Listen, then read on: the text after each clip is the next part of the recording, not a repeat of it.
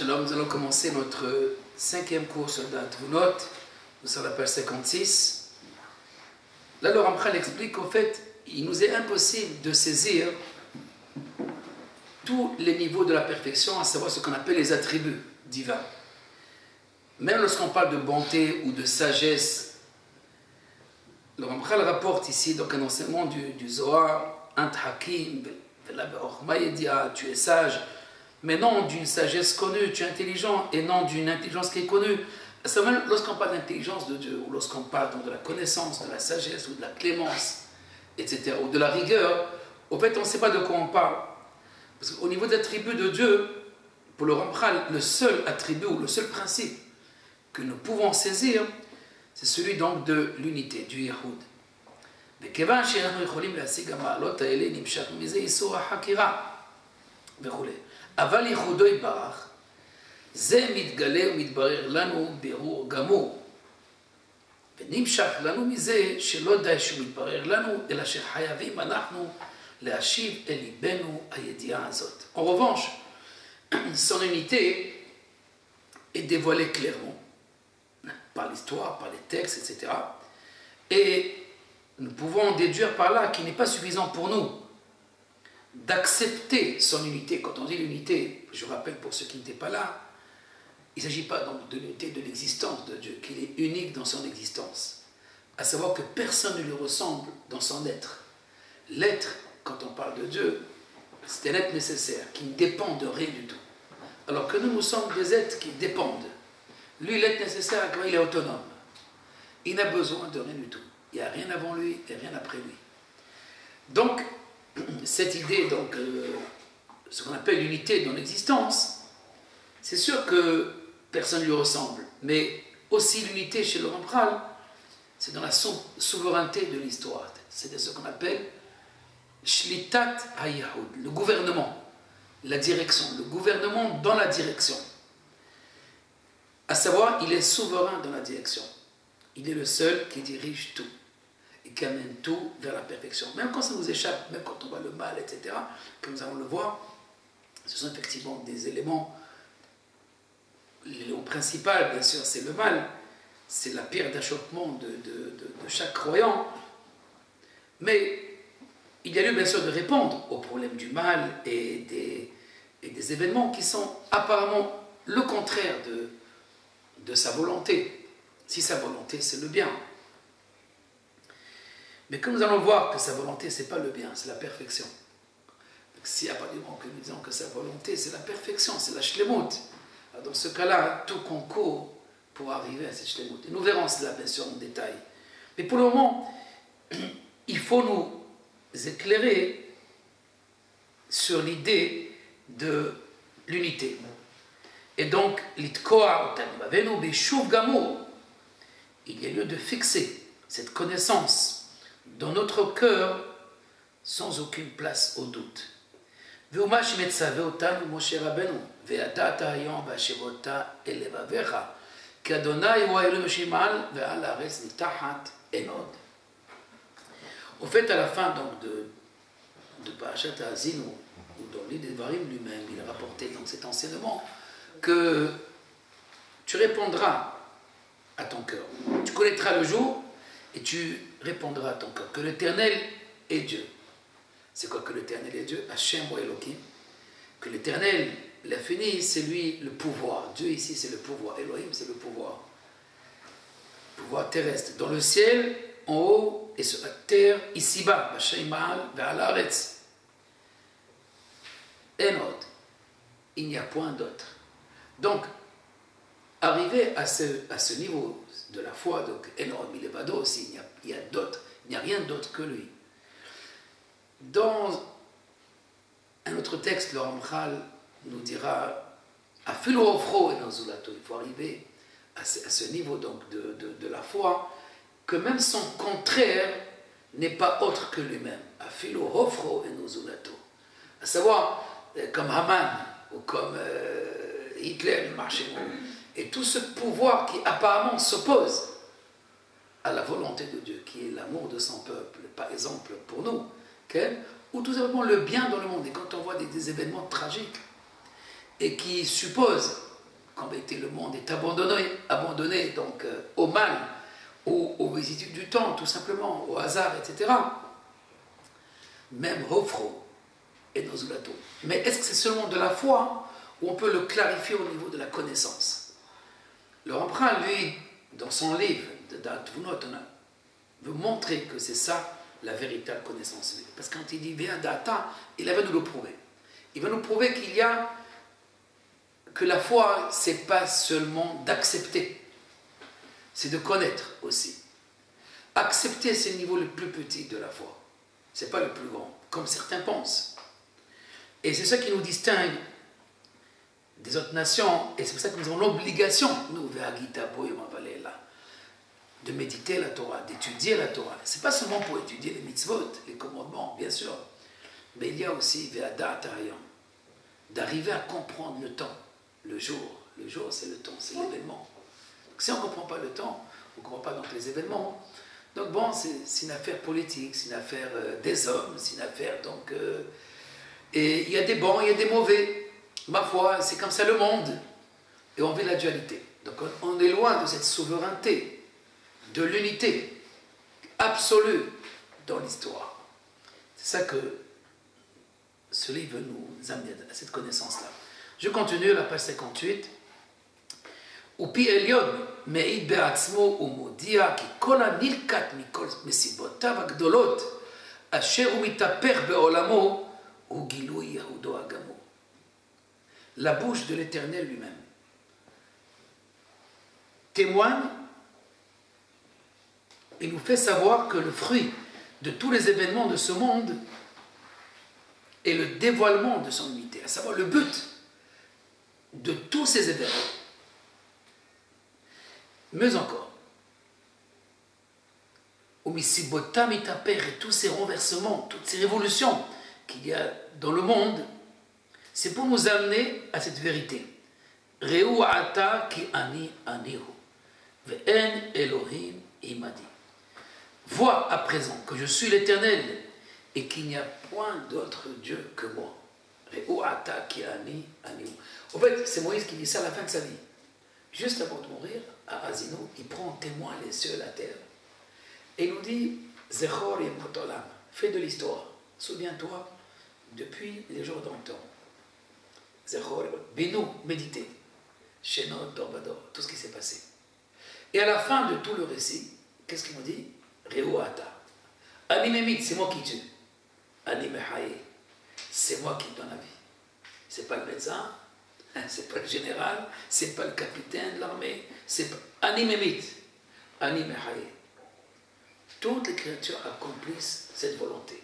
Alors nous, bien sûr, nous traduisons tel événement parce que ça nous dérange, comme le mal, comme une tragédie, tel événement, comme le bonheur, etc.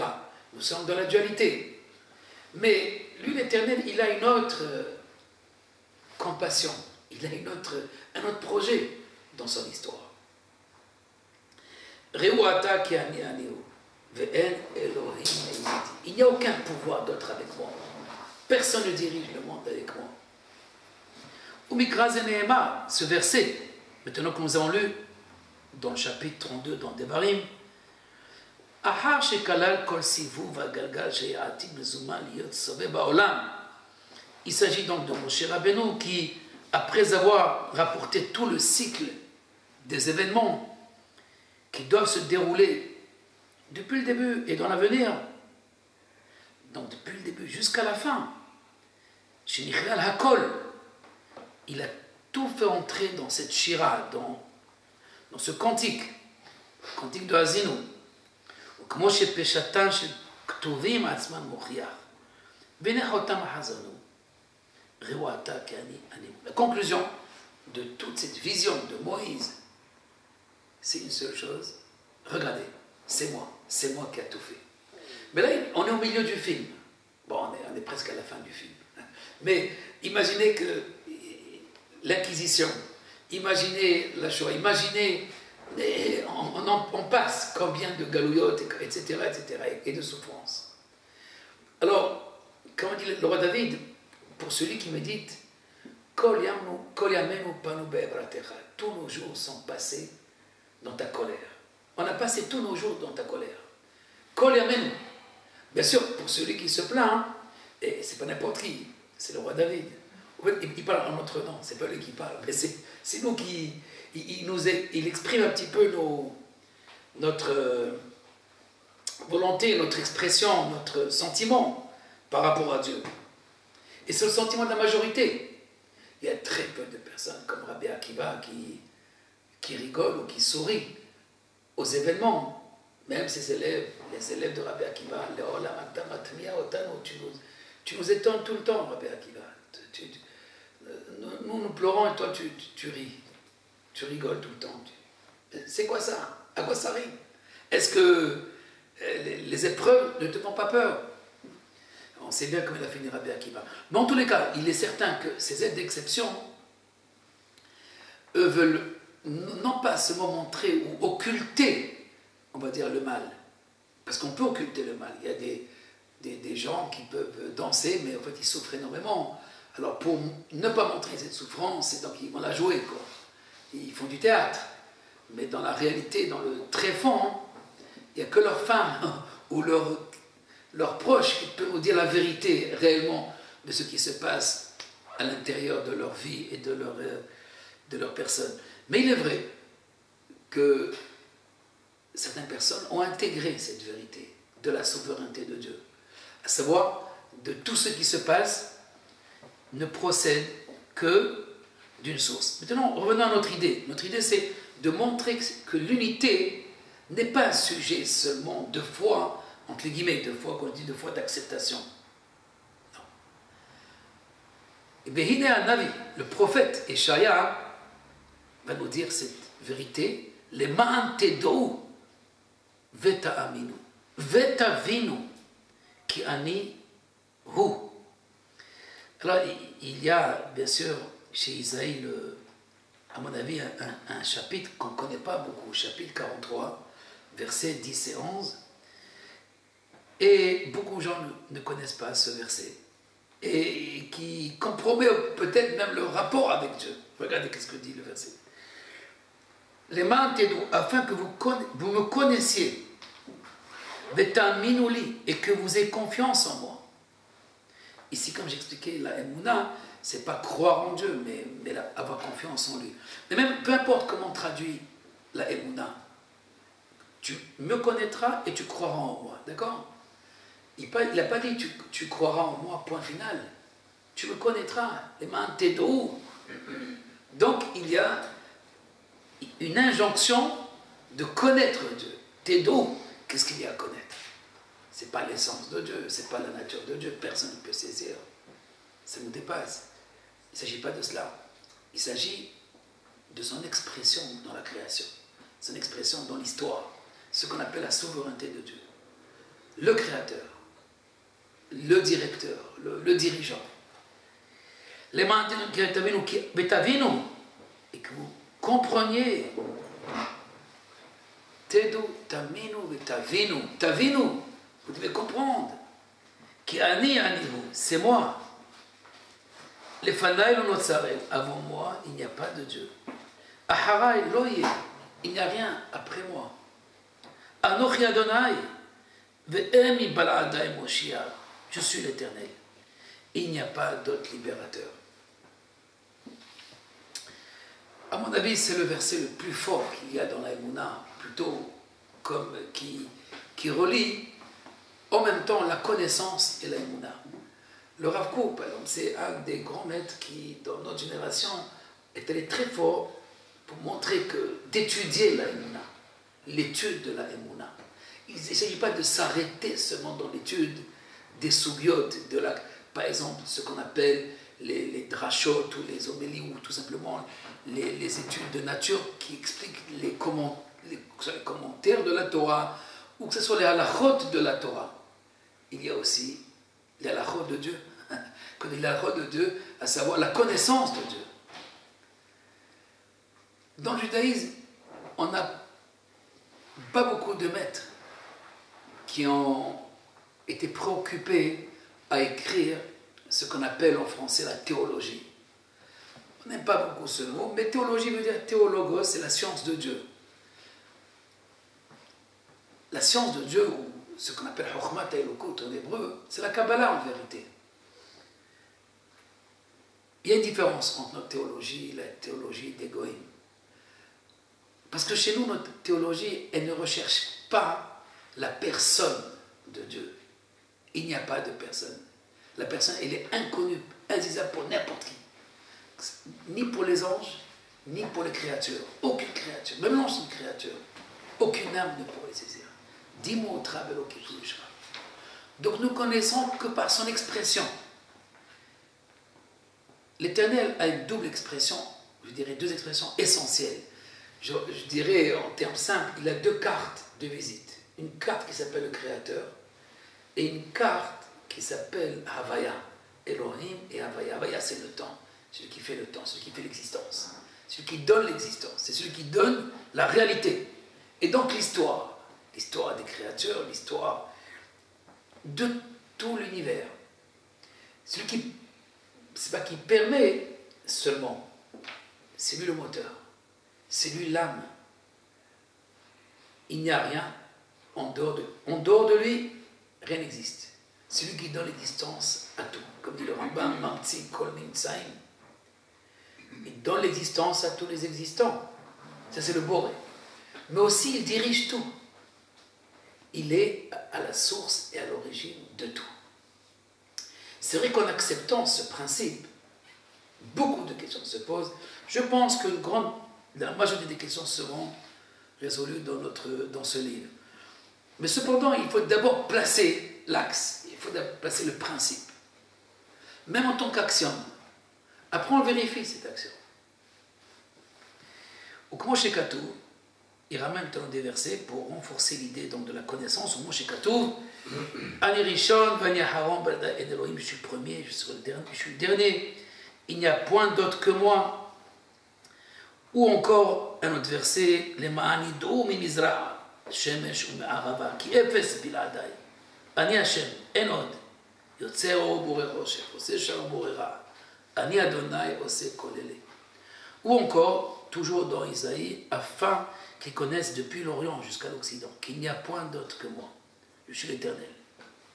Il n'y a point d'autre. Je forme la lumière et crée l'obscurité. Je fais la paix et je crée le mal. Je suis l'Éternel qui fait tout cela.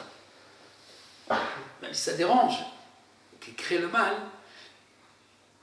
il n'y a pas d'autre source que lui. Et il faut comprendre bien sûr comment il crée le mal et pourquoi il le crée le mal. Mais le verset est clair. Veine. Voici donc, un peu en conclusion, les manidou, les mantedou, tavinu, mashma sherotse sheneda, bidia ve'abana. Puisque le verset parle afin qu'ils connaissent, afin que vous connaissiez, que vous compreniez, etc. Tout cela indique qu'il veut que nous le connaissions et que nous le comprenions aussi. Donc il y a une injonction. Le but,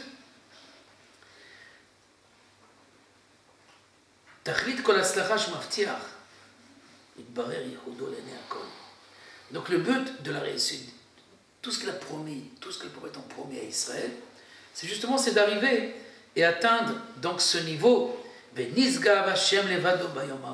Et alors, seul l'Éternel sera élevé en ce jour-là. Tout le monde reconnaîtra. Il sera élevé au-dessus de toute pensée. Il n'y a plus de loi, ni physique, ni astrophysique. Bon, on va chercher beaucoup encore en astrophysique, mais à la fin, la conclusion de Nisgab, que tout cela concorde, ce sont que des causes proches, mais la cause véritable, la cause efficiente, c'est lui.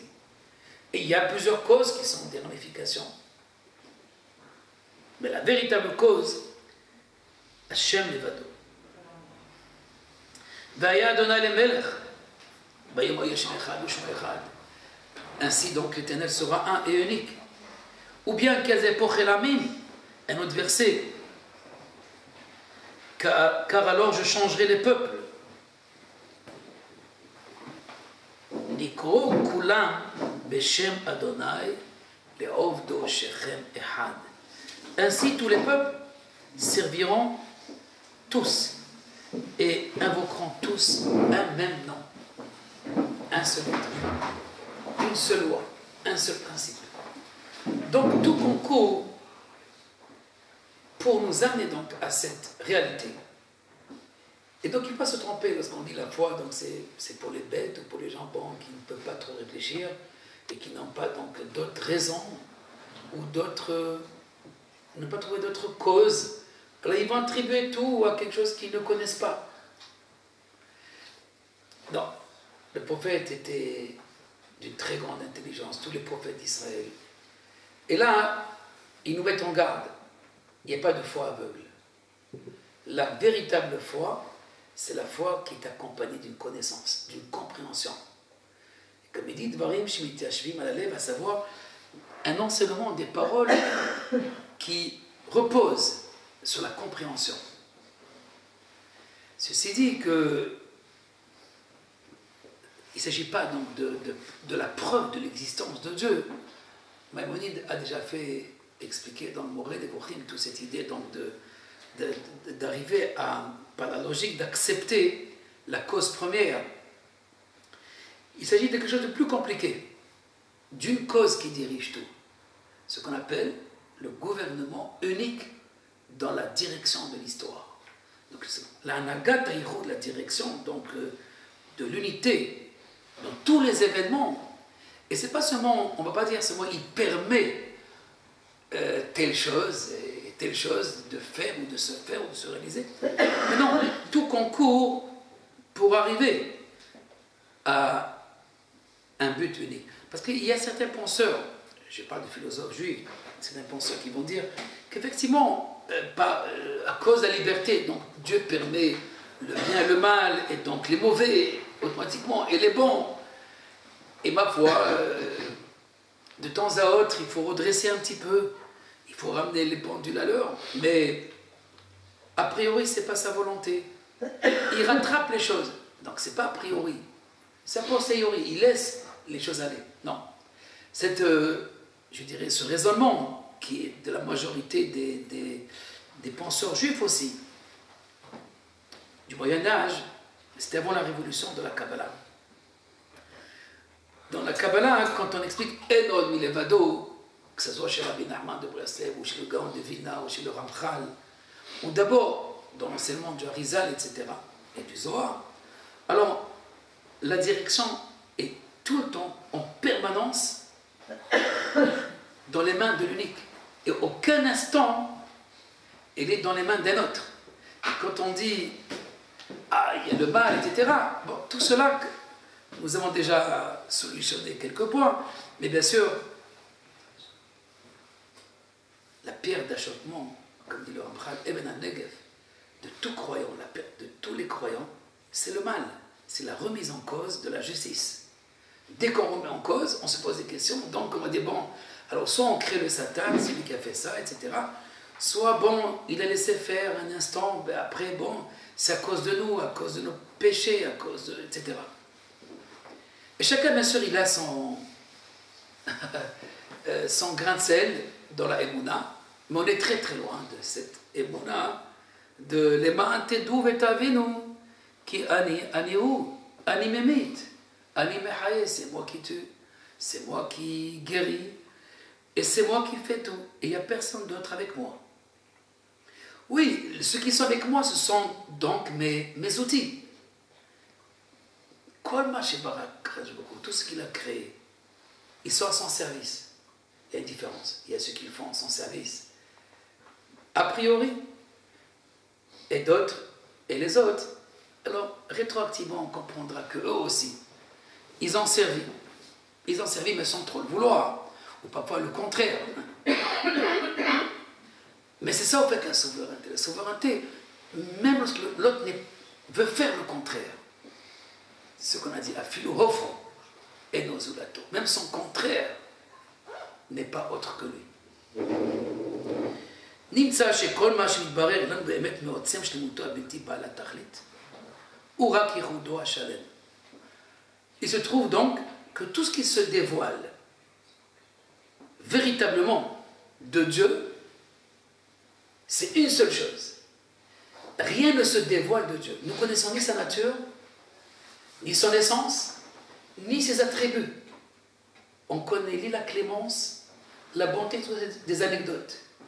On ne sait pas qu'est-ce que c'est la clémence, on ne sait pas qu'est-ce que c'est la rigueur, on ne sait pas qu'est-ce que c'est la colère. La Torah parlait ce langage humain pour apaiser un petit peu l'oreille, c'est tout. Mais nous sommes loin de cette vérité, de ce qu'on appelle la volonté de Dieu. Par contre, il y a une seule chose, et c'est ce que Moïse nous a dit à la fin de sa vie. Reuata, qui ani aniou. Ani memitu mechaye. Regardez, c'est moi qui ai fait tout cela. Donc, c'est la direction divine. C'est moi qui ai fait tout cela. À savoir, la conclusion de tout le discours, c'est d'arriver à la connaissance de l'unité de Dieu. L'unité dans sa direction.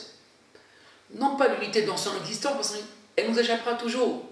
On comprend logiquement pourquoi il est unique, que personne ne lui ressemble. Parce qu'il est la cause première. Et tout être dépend d'un autre qui l'a précédé, mais lui, personne n'a précédé. Donc il est unique. Mais ça, c'est l'unicité, ou l'unité dans son existence. Ce n'est pas l'unité dans la direction. L'unité dans la direction, pour la majorité, c'est une question de foi seulement. Bon, c'est lui qui a tout. C'est Kol Madhavat Rahmana, tout ce qu'il s'est fait, tout ce que Dieu a fait, le fait pour le bien. Donc on accepte telle idée, mais on est loin de la comprendre. Et encore une fois, celui qui ne la comprend pas est très loin de la foi. C'est pour vous dire que la majorité du peuple élu est loin de la foi. Quand je dis loin de la foi, de la véritable foi. La véritable foi qui est donc la foi de l'unité. Comment comprendre l'unité? C'est, on va dire, les bons messieurs et les bonnes dames ne vont que accepter tel fait. Mais c'est pas ça la foi. La foi, c'est pas une acceptation. Les ma'an ted'ou vetaminu, comme si c'est la connaissance qui amène à la fidélité, qui amène à la foi. Mais c'est pas le ma'an ted'ou, le ta'aminu, c'est de l'arbre d'Azara presque, je dirais. Une émouna qui n'est pas fondée sur la véritable sagesse et ne peut amener l'homme qu'à l'idolâtrie. C'est très dur ce qu'on dit ici, c'est très très dur. Mais le Vaudor n'a pas fini. Il y a plusieurs aspects du Vaudor. Nous allons voir tout de suite les 5 idées ou les 5 connaissances qui sont erronées et qui peuvent compromettre même la bonne foi.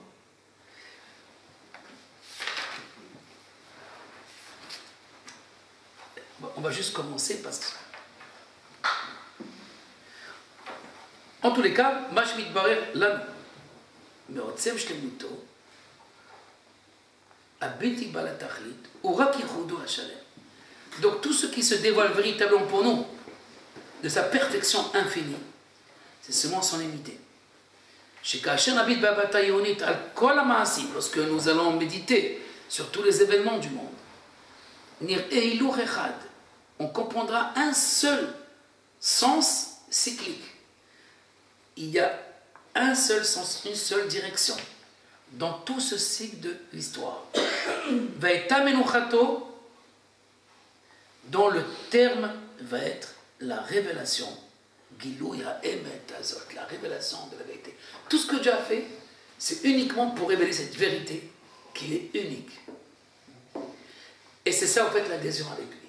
L'adhésion, c'est ce qu'on appelle la dvekut, qui aura donc à la fin du cycle, c'est ça, Yeshvu Yesharim Panecha, les justes siégeront ta face. Il faut comprendre, donc, saisir cette unité.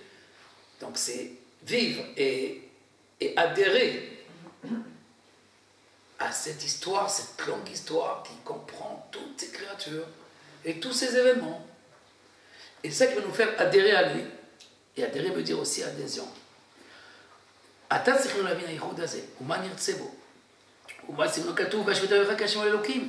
Là, nous devons comprendre maintenant. Ici, l'introduction est terminée de ce grand livre. L'introduction est finie. Et là, maintenant, il faut comprendre c'est quoi cette unité. Dans le verset, il nous dit Vashevota et les babra. Tu répondras à ton cœur que l'Éternel est Dieu. C'est quoi que l'Éternel est Dieu? Que c'est sa volonté qui est le pouvoir ici-bas. Ce n'est pas seulement Dieu transcendant, il est aussi immanent, ici-bas. Dans ce monde, c'est lui aussi. Dans le Vaudor, on n'a pas remplacé le Dieu transcendant. On a remplacé le Dieu immanent, Dieu ici-bas. Aselano Elohim, fais-nous un Dieu ici, un pouvoir qui nous dirige. Oh, Hag Lashem Mahar, demain, une fête pour l'Éternel. Mais en bas, c'est le pouvoir. C'est qui le pouvoir? C'est la haute justice, c'est l'État, c'est la raison d'État, c'est l'armée, c'est le Wall Street. C'est qui le pouvoir dans ce monde? Qui est-ce qui décide? Alors c'est ça en fait là, Elohim. Elohim ne signifie pas toujours Dieu. Elohim signifie le pouvoir. D'ailleurs même dans la Torah, Vekisho Adonai Ela Elohim. Soumettre la main au juge à propos de l'esclave qui veut rester donc complètement chez son maître.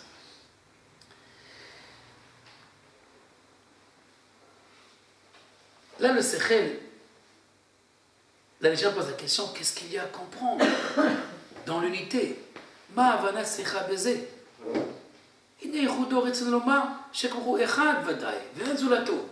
Que signifie encore une étude de la foi, une connaissance de la foi? Qu'est-ce qu'il y a à connaître sur Dieu? En disant que Dieu est un et qu'il n'y a rien d'autre que lui, faut-il plus? Pose la question donc la Neshama. Amar Sechel, Ken Badaï, chez Zéoïnien Bichlal, ce principe, tu ne fais que rapporter que le principe. Aval Adaï Davar Zet Serech Lefanim. Vehu Mashekatu Ataor Et Aladat. En vérité, il y a besoin d'explication parce que le verset, encore notre verset, à propos de la connaissance, Ataor Et Aladat. C'est précisément ce que le verset affirme. Il t'a révélé afin que tu saches qu'il n'y a point d'autre que lui. Il ne s'agit pas donc d'accepter. Peut-être chez les nations, et la foi d'être aveugle, et là où je ne comprends plus, alors bon, la foi va m'aider à continuer. C'est vrai que chez nous aussi, on se sert de la foi comme cet outil. Mais ce n'est pas vrai. Ce n'est pas une véritable voie. La voie de ceux qui veulent aller dans la voie des prophètes et dans la voie des sages, c'est qu'il faut comprendre la foi, il faut connaître Dieu. Ve'adata Hashem. Il y a aussi Mantedu Tavinu Ve'taminu. Moshe Rabbeinu aussi, après 40 ans dans le désert, pourquoi ces 40 années? Après avoir reçu la Torah, là, rentrez chez vous, allez en Israël, vous avez reçu le testament. Les maîtres disent Arbaïm Shana Adam Omed al Da'at Rabo. Il faut 40 ans pour comprendre la pensée de son maître. 40 ans. Pour Moïse, c'est 40 jours suffisants parce qu'il n'a pas mangé. 40 jours et 40 nuits. Mais pour nous, le commun des mortels, donc on a besoin donc, de 40 années de rester avec Moïse pour comprendre la pensée de notre maître. Arbaïm Shana La'amod al Da'at Rabo. Et Moïse, qu'est-ce qu'il leur dit? Ataor et Taladat. Vous avez bien compris maintenant? Ataor et Taladat. Mais qu'est-ce qu'on a compris quoi? Qu'Hachem ou Elohim. À savoir celui qui domine en bas. Ben, vous allez dire, très bien, il leur a donné la manne, il leur a donné des nuées, devant, derrière, il leur a fait triompher toutes les guerres, ou presque, il y a quelques-unes où il y a eu. Et quoi encore? Et nous alors? Oui, mais ces 40 années, c'est pour instituer la foi maintenant au sein d'Israël. À nous de la transmettre. Mais sachez qu'à l'époque aussi, il y avait des personnes qui se sont posées des questions. Et même après la traversée de la mer. Et de même aujourd'hui, même après la guerre de 6 jours et après la guerre d'indépendance, il y a ceux qui se poseront des questions, est-ce que c'est Dieu? Ou autre, etc. Donc, les questions des sceptiques existent tout le temps, existeront jusqu'à la fin. Donc, dans ce cas-là, il ne s'agit pas de cela, il s'agit donc de déceler, de dévoiler. Mais en vérité, comme nous avons dit, et là, comme nous avons dit, il n'est pas suffisant de croire qu'il est unique dans l'existence, mais unique aussi dans la direction. Ve'en manhig le'olamo o leshum bria be'olamo elahu. Il n'y a personne qui dirige ce monde, aucune créature de ce monde hormis lui. En me'akev al yado. Personne ne s'oppose à sa volonté. En moneh al yirtzono. Personne ne peut empêcher sa volonté de se réaliser. Ze sheshlitato yehidit ugmura. C'est ce que nous avons dit, que son gouvernement est un et absolu. Comme il est écrit, Rewata, etc. Avant Ikar Asvara Azot, et on termine ici, pour ce chapitre-là, Ikar Edi Azot ou la Pouke Mimina Svarot. Avant de rentrer en vérité dans cette connaissance de l'unité, il y a lieu, au fait, je dirais, 5 erreurs, 5 connaissances ou 5 erreurs qui remettent en cause cette unité et qui sont en fait, toutes ces erreurs sont des connaissances qui sont, ça s'appelle des hot kosvot, des idées fallacieuses, donc des erreurs dans notre raisonnement. Donc en conséquence, le Ramchal va rapporter ces 5 idées qu'on retrouve d'une part chez les idolâtres et aussi chez des gens de bonne foi, mais ils ne donnent pas donc une absoluité à l'unité de Dieu. Ils vont partager ce gouvernement parce qu'il y a la science, parce qu'il y a les mauvais, parce qu'il y a la liberté. Voilà donc les thèmes ou les éléments qui peuvent remettre en cause, encore une fois, cette absoluité donc du gouvernement, mais aussi d'attribuer à d'autres forces que lui. Pour qu'on puisse, analyser ça de manière plus sérieuse, parce que ce sont à mon avis, tout le texte après dépend donc de cet éloignement, en même temps de ces 5 erreurs. Nous allons arrêter ici parce que